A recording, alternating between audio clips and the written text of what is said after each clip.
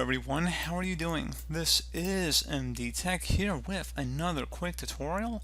In today's tutorial, I'm going to show you guys how to resolve if you're coming across an issue that says that it's time for you to update your device when you're installing applications on your Windows 10 device. So this should hopefully be a pretty straightforward process here, guys, and without further ado, let's go ahead and jump straight into it. So first thing I recommend doing here would be to open up the Start menu, select the setting gear icon. On the left side where you hover over it, it says settings. Go ahead and left click on that. Select the apps tile.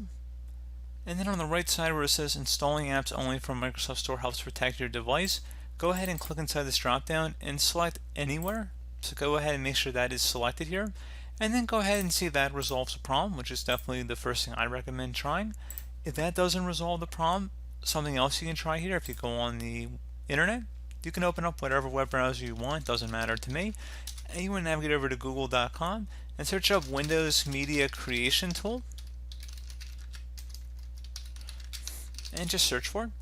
When the best results should come back with a Microsoft domain, download Windows 10 disk image. Go ahead and open that up. And select the Update Now button or the Download Tool Now. It doesn't really matter either or. We're going to select the Update Now option. Again, you can select the other option too if you prefer.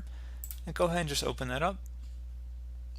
Select Yes if you receive a user account control prompt.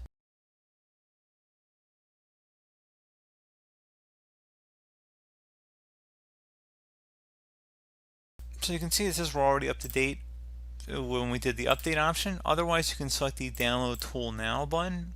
So if you're running a slightly older version of Windows here, or perhaps you're going to be burning it to another device or updating another device with it, I'm going to go ahead and select Yes.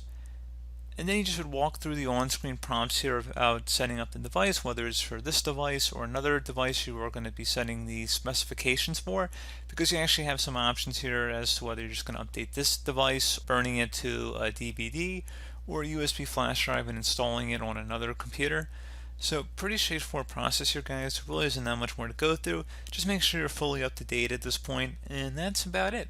So as always, thank you guys for watching this brief tutorial. I do hope I was able to help you out, and I do look forward to catching you all in the next tutorial. Goodbye.